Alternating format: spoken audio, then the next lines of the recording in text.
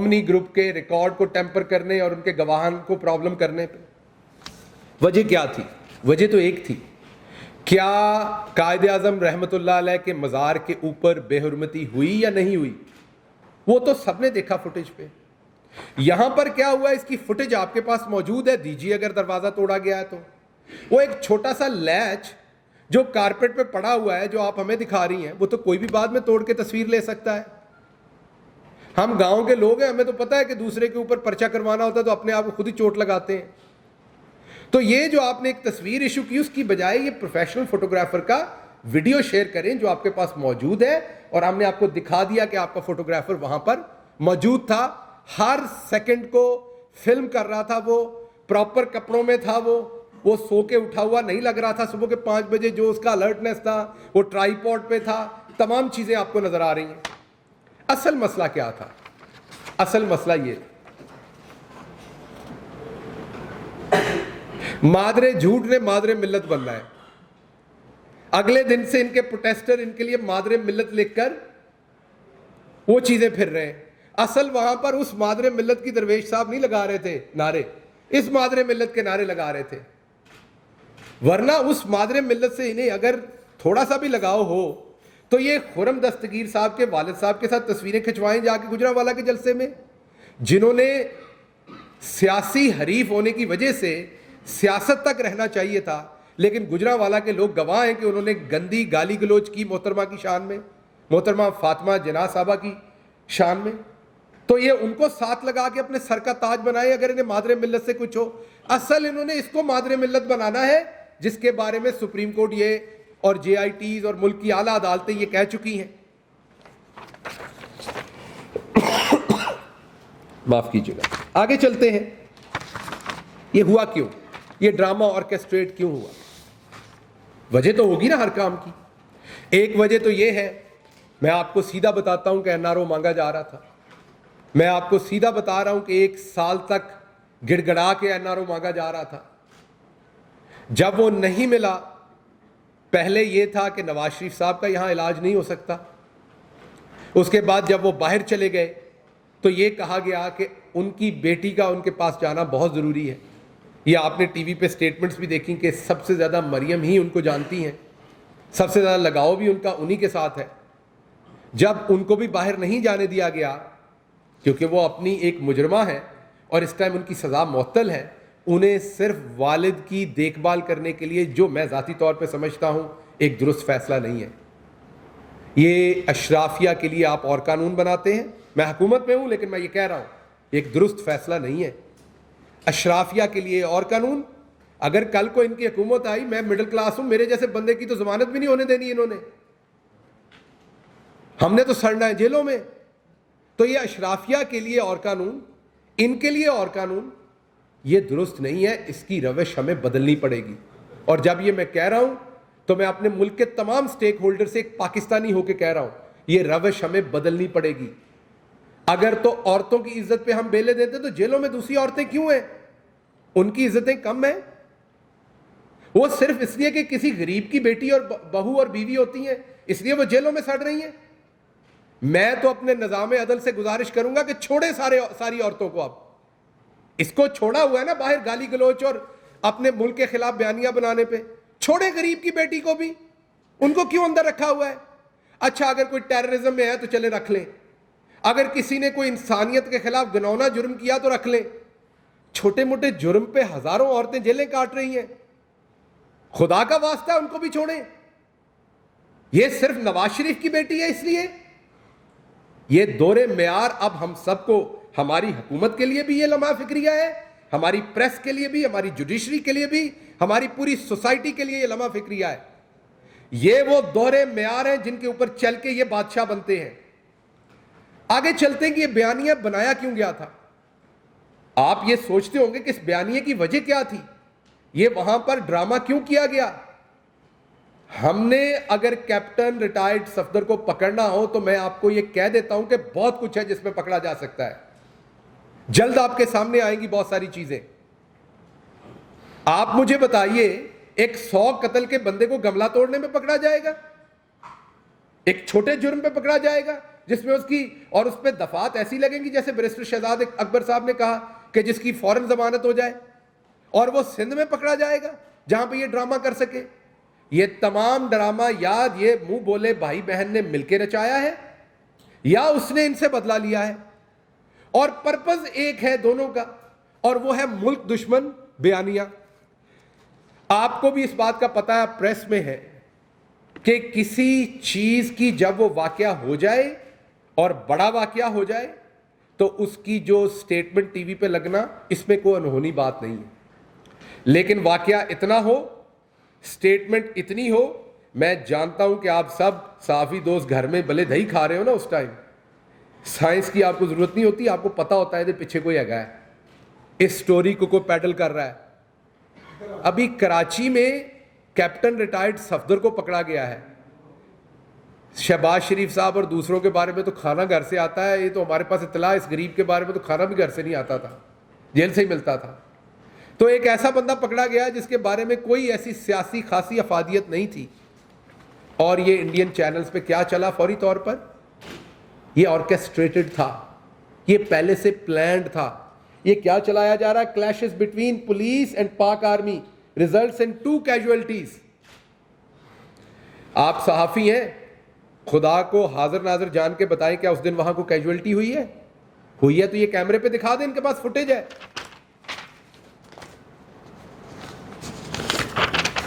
یہ چھوٹا چینل نہیں ہے ان کا، یہ CNN نیوز 18 ہے، انڈیا کا ایک مستند چینل ہے. یہ کیا کہہ رہا ہے؟ Sindh government overthrown by Pakistan army. آپ لوگ صرف یہ کئی دفعہ سمجھتے ہیں کہ شاید وہ ایک پریس کانفرنس کرتے ہیں، بدلے میں ہم کرتے ہیں، سیاست ہو رہی ہے، وہ الزام لگائیں گے، ہم لگائیں گے. خدا کی قسم آپ کو اندازہ نہیں کہ یہ کیا کر رہے ہیں. آپ کو اندازہ نہیں ہے کہ یہ لوگ پاکستان کے لیے کون سے گڑھے کھودنے کی کوشش کر رہے ہیں. یہ دیکھیے، یہ ان کے جنرل ہے ریٹائرڈ سنجے کلکرنی. وہ یہ کہہ رہے ہیں کہ without a doubt there is a civil war going on in Pakistan. Nawaz Sharif has even called out the army by name and has not hesitated to call them traitors. یہ ان کے جہاں سے یہ پگڑیاں بٹاتے ہیں، یہ وہ کہہ رہے ہیں کہ نواز شریف اپنی فوج کے بارے میں، اپنے آرمی چیف کے بارے میں کیا کہہ رہے ہیں. یہ ان کے اور major general retired Rajesh Arya. I think the time has come where the Pakistani public is realizing that the present regime in Pakistan has sold itself out to China. اب آپ کو ٹارگٹ بھی نظر آ رہا ہے. دیکھیں، ان کا سودا تو صرف یہ ہے کہ ہماری کرپشن بچائیں، لیکن جن کے ساتھ سودا کر رہے ہیں واپس انہوں نے بھی تو کچھ لینا ہے نا. انہوں نے تو کسی سے گزارش کی ہے کہ جی اسی کرپشن پھنسے ہوئے ہیں، ساڈی جان بچاؤ. اب انہوں نے بھی واپس کچھ لینا ہے، تو ہٹ کہاں پہ ہے؟ چائنا کو سولڈ کر دیا، سی پیک پہ ہٹ ہے، آپ کی آرمی کے اوپر ہٹ ہے. یہ وہ نیریٹو بلڈ کیا جا رہا ہے. یہ ٹائمز نو انڈیا کا بڑا چینل ہے، آپ سب صحافی دوست جانتے ہیں. یہ میں کوئی چھوٹے چینلز آپ کو نہیں دکھا رہا کہ کوئی ریجنل چینلز کے اندر کوئی خبریں لگوا دی. ان کا بھی وہی نیریٹو ہے. ہماری آرمی کے بارے میں کیا لفظ استعمال کر رہے ہیں، کہہ رہے ہیں کہ قتل و غارت ہو گئی، کراچی کے اوپر ٹیک اوور ہو گیا. تو بنیادی طور پر میں آپ کے سامنے اس پریس کانفرنس میں 3 باتیں رکھنا چاہ رہا تھا. یہ اور بہت سارے ہیں، ان کے جرنلسٹ، ان کے چینلز.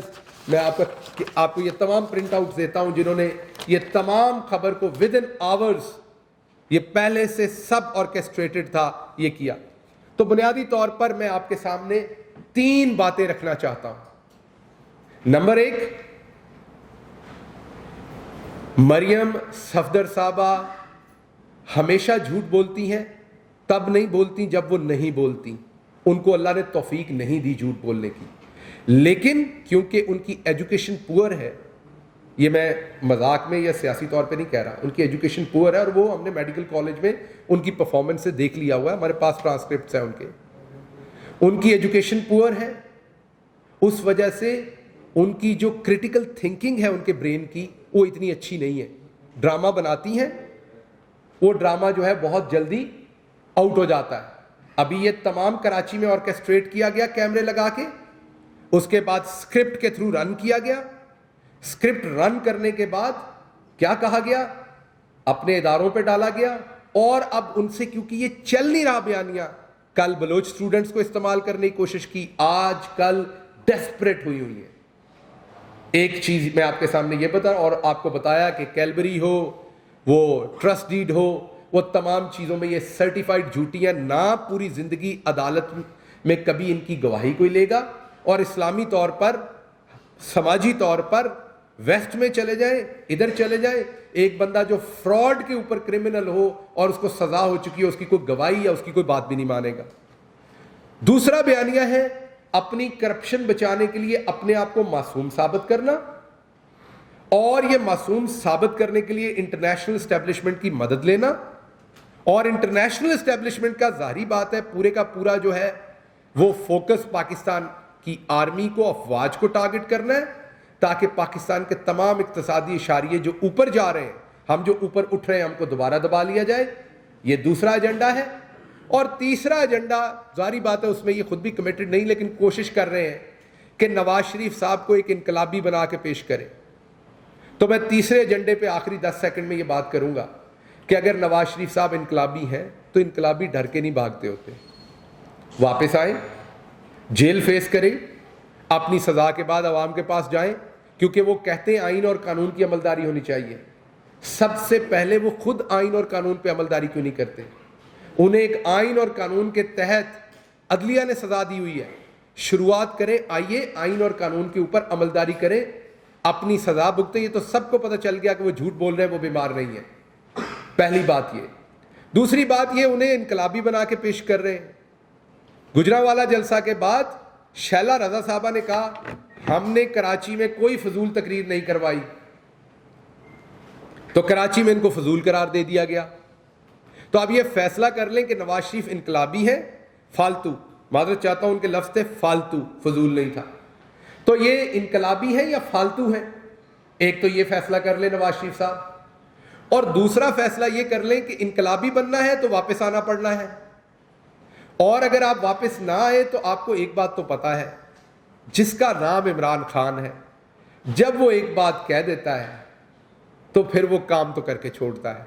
اب لے کے تو ہم نے آنا ہے آپ کو. یہ بہو اب ہم نے یہیں بسانی ہے. یہ وہی بہو ہے جس کی 4 آرمی چیفز کے ساتھ نہیں بنی, 6 DGISIs کے ساتھ نہیں بنی, 3 چیف جسٹسز کے ساتھ نہیں بنی. نجم سیٹھی صاحب کو انہوں نے مار کٹائی کروائی. حامد میر صاحب اپنے زخم دکھاتے ہیں صحافت کے, جب آپ ان سے کبھی بات کریں. آج کچھ دوست ان کے اوپر ترس کھا رہے ہیں, کو وجہ ہوگی ان کی بھی, لیکن کہنے کا مطلب میرا یہ ہے کہ یہ کسی کے ساتھ نہیں چل سکتے, کیونکہ انہیں کمپلیٹ اٹانومی چاہیے کرپشن کرنے کی. جب تک تو بیٹھا ہے عمران خان, اور میں یہ نہیں کہہ رہا ایز اے وزیر اعظم جب تک بیٹھا ہے, اللہ نے جس دن تک عمران خان کو زندگی دی ہوئی ہے اور وہ اس دھرتی پہ بیٹھا ہے, آپ کو چیلنج ہے, کرپشن اب آپ کو نہیں کرنے دیں گے. ہم حکومت میں ہوں, ہم حکومت میں نہ ہوں, نہ ہی آپ کو حکومت میں آنے دیں گے, اب نہ کرپشن کرنے دیں گے. آپ کی صحیح جگہ اب جیلیں ہیں, اور آپ کی کرپشن کے کیس سٹڈی انشاءاللہ, یہ بیرسٹر صاحب فارغ ہوتے ہیں اپنی وزارت سے تو ان کے ساتھ مل کے کتاب لکھوں گا, تاکہ جو کرمنالوجی کی جہاں بھی ڈگریز ہو رہی ہیں وہاں پر آپ کی کرپشن کو ایک کیس سٹڈی کے طور پر وہاں پہ پڑھایا جائے. بہت شکریہ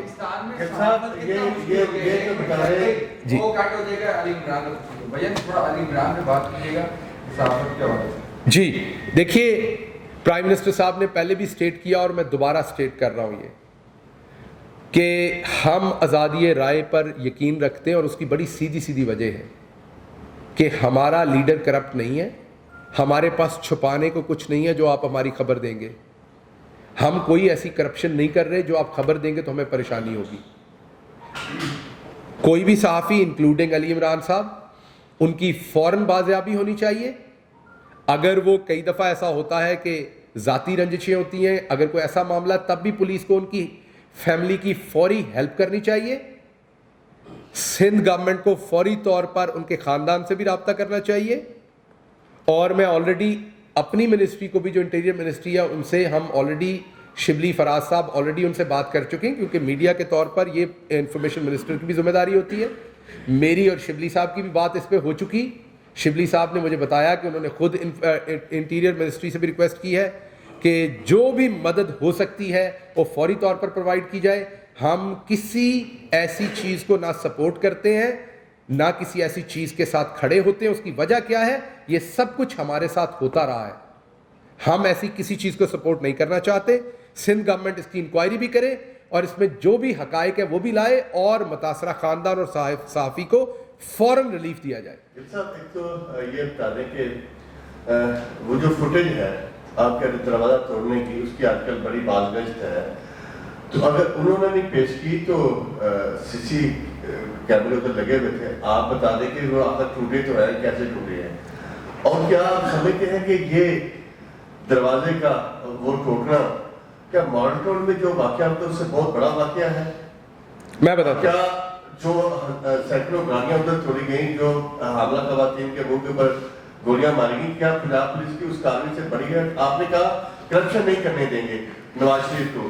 آپ سمجھتے ہیں اس دور میں کرپشن نہیں ہو رہی؟ اگر نہیں ہو رہی تو قیمتیں کیسے آسمان تک پہنچ سے کیسے دور ہوگی؟ میں آپ کو جواب دیتا ہوں. آپ نے 3 باتیں کی, میں کوئکلی تینوں سوالوں کا جواب دینے کی کوشش کرتا ہوں. دیکھیے, پہلی بات آپ نے یہ کی کہ دروازہ سی سی ٹی وی فوٹیج آپ کی موجود ہے. ہم نے 22 منٹ کی فوٹیج آپ کے سامنے رکھ دی, اس کے بعد یہ آپ یہاں سے لے سکتے ہیں. اس سی سی ٹی وی فوٹیج میں بڑا کلیئر نظر آ رہا ہے کہ لوگ جو دروازے کے آگے کھڑے ہیں کوئی دھینگا مشتی نہیں ہو رہی. دروازہ ایسے کر کے تو توڑا نہیں جا سکتا. دروازے کے لیے آپ کو آگے پیچھے ہونا پڑے گا, کچھ آپ کو باڈی موومنٹ نظر آئے گی اس بندے کی. دروازہ پھونک مارنے سے تو ٹوٹنا نہیں ہے. ایک بات تو یہ. ایک دوسرا یہ کہ جب یہ تصویر کھینچی گئی تو اندر کے لیچ کو تو دکھایا گیا باہر پڑا ہوا. باہر دروازے کے اوپر کسی قسم کی, ایون جو مریم صفدر نے تصویر ایشو کی, دروازے پہ کسی قسم کے چھوٹے سے اسکار کی, رگڑ کی, نشان کی کوئی جگہ نہیں ہے سوائے وہ لیچ ٹوٹا ہوا ہے. اس کا مطلب ہے دروازہ اندر سے ہی توڑا گیا ہے, باہر سے اس کے ساتھ کسی قسم کی زور زبردستی نہیں ہوئی. اب کمرے کے اندر کس نے جا کے دروازہ توڑا, اس کا جواب مریم صفدر صاحبہ نے اور کیپٹن صفدر صاحب نے بتانا ہے کہ اندر کون تھا جس نے اندر سے دروازہ توڑا. دوسری بات کہ ماڈل ٹاؤن کا واقعہ جو ہے وہ اس سے بڑا ہے یا نہیں ہے. دیکھیے, ہمارے ملک میں نا بدقسمتی سے پچھلے 40 سالوں میں جو مذہبی لوگ ہیں, نماز پڑھتے ہیں, نماز روزے پہ یقین رکھتے ہیں, خدا پہ, بدقسمتی سے بہت سارے لوگ ان کا مذاق بھی اڑاتے ہیں. یہ بہت ہی بدقسمتی کی بات ہے. ان کو اپنے برابر کا کئی دفعہ شہری بھی نہیں سمجھتے. یہ لوگوں کو تکلیف ہوگی سنتے ہوئے, لیکن یہ سچ ہے. اگر یہی کسی اشرافیہ کی عورتوں کے منہ میں گولیاں لگی ہوتی تو میں دیکھتا کیسے انصاف نہ ہوتا. یہ ایک مڈل کلاس ہماری طرح کے گھروں کی عام عورتیں تھیں, دینی جماعت تھی ایک, اور ایک میں یہ کہوں گا پروگریسو دینی جماعت تھی جو شدت پہ یقین نہیں رکھتی, اور ان کے حاملہ عورتوں کے منہ میں گولیاں ماری گئیں. آپ کو یاد ہوگا کہ وہ 3 یا 4 عورتیں ایسی تھیں جو گیٹ کے اندر جانا چاہ رہی تھیں اور ان کو اس ٹائم گیٹ کے اندر نہیں جانے دیا گیا اور ان کو باہر نکال کے مارا گیا. اور آپ کو میرے پہ یقین نہیں ہے تو میرے ٹویٹر کی ٹائم لائن پر ایک گلو بٹ کی ریسنٹ ویڈیو میں نے شیئر کی ہے. اب تو گلو بٹ ان سے خدا کی پناہ مانگتا ہے. گلو بٹ نے یہ اس اپنی ویڈیو میں اقرار کیا ہے کہ یہ جھوٹے ہیں, وہ بدی کے رستے پہ تھا, اب اس نے توبہ کر لی ہے, نواز شریف انقلابی نہیں ہے, وہ جھوٹ بول کے ملک سے بھاگے ہیں, اگر وہ واقعی محب وطن ہے تو واپس آئیں. گلو بٹ اپنی فوج کے ساتھ کھڑا ہے, ایون گلو بٹ اپنی عدلیہ کے ساتھ کھڑا ہے, اس کو سزا بھی ہوئی پر اس کے باوجود وہ اپنی, کیونکہ وہ میرٹ پہ کھڑا, اپنی عدلیہ کے ساتھ کھڑا ہے. اور گلو بٹ نے کہا کہ اسے مریم صفدر کو کچھ خود کرنا پڑنا ہے زندگی میں, اپنا نام پیدا کرنا پڑنا ہے. دیکھیں نا, جو بھی پولیٹیکل لیڈر آتا ہے وہ پہلے خود کچھ اپنی, اوباما ہے, پرائم منسٹر عمران خان ہے, کوئی بھی پولیٹیکل لیڈر ہے, اس کی ایک اپنی جدوجہد ہوتی ہے زندگی کی. جسٹ وہ کہیں پیدا ہو گیا تو اس وجہ سے وہ لیڈر بن جائے. تیسری بات, آپ نے اشیاء خرد و نوش کی بات کی. دیکھیے, یہ ہمارے ساتھ بدقسمتی میں یہ بات سمجھیے کہ جب آرٹیفیشل ڈالر روکا ہوا تھا, 105.8 کے اوپر جو آپ نے قرضے لیے تھے, راتوں رات وہ آپ کے قرضے جو ہیں وہ 160 اور 70 پہ آپ کو واپس کرنے پڑنے ہیں. जिस तरह से लूट के करंट अकाउंट डेफिसिट आपका 20 अरब डॉलर का, आपकी कमाई 20 रुपए है, आपके अखराजात 60 रुपए हैं, ये 40 रुपए का फर्क कहीं जाना है ना। ये 40 रुपए का फर्क इकट्ठे हो के होता क्या है, आपके रिजर्व्स के ऊपर प्रेशर आता है, डॉलर ऊपर जाता है, रुपया नीचे आता है। 60 से 80% दालें आप खरीदते हैं, इंपोर्ट करते हैं। अब जब डॉलर ऊपर जाएगा तो वहाँ हमारे मामू तो बैठे नहीं हुए कनाडा में कि जो हमें उसी रेट पे दालें देंगे, दालें महंगी हो जाएंगी। पाम ऑयल भी हम खरीदते हैं, गंदम इस दफ़ा कम हुई। शुगर का आपको पता है कि हाथ डाला एक माफिया को और वो माफिया वापस सबक सिखाने पे खड़ी है। इंशाल्लाह उनको सबक सिखाएंगे। परसों भी एक रिपोर्ट आई है, आपके सामने तमाम चीज़ें रखेंगे। सिर्फ एक बात जहन में रखिए कि ये प्राइम मिनिस्टर जिसका नाम इमरान खान है, वो आपके साथ उसका दिल धड़कता है। आप तकलीफ में है तो वो तकलीफ में है, पूरी कोशिश कर रहा है। 2 ऑप्शन थे हमारे पास, इनकी तरह या तो 27 अरब की सब्सिडी देते पिछली जेब से, जो चीनी पे तकरीबन पर किलो 30 से 35 रुपए बनती है, तो आज आपको चीनी उसी रेट पे मिल रही होती, क्योंकि सरकार की तरफ से 27 अरब जाता उनको, और साथ उनको दूसरे भी पैसे देते और दूसरी मरात भी, और जिम्मेदार को भी पैसे ना देते। या हम इसको एक ही दफ़ा ठीक करें। जब आप सर्जरी कराते हैं ना या टीका लगवाते हैं तो दर्द होती है एक दफ़ा, लेकिन फिर आपकी बीमारी ठीक होती है। ये हमें शुगर की वो तकलीफ हुई है, लेकिन आपसे ये इंशाल्लाह प्रॉमिस करते हैं कि आप वंस फॉर ऑल इस सीज़न से आइंदा इनकी इजारादारी और मनमानी नहीं चलने देंगे, इस चीज़ को फिक्स करेंगे। डॉक्टर साहब एक रिक्वेस्ट। जी जी डॉक्टर साहब दो चीज़ें डॉक्टर साहब। एक तो ये बताइए डॉक्टर साहब, जिस तरह आपने ये भी हमें वीडियोस देखी, हमने आपने प्रेस कॉन्फ्रेंस पे बात की, उससे लग ये रहा है कि एक सूबे की हुकूमत और नून लीग ने मिलकर वफाक के खिलाफ एक साजिश की। अब इंटरनेशनल प्रोपेगेंडा भी हुआ, वफाक को भी जवाब देना पड़ा। अब आप वफाकी हुकूमत इस सारे मामले पर कोई कानूनी कार्रवाई करेगी या उनका रिएक्शन क्या होगा, या सिर्फ ये आप प्रेस कॉन्फ्रेंस ही करेंगे? देखिए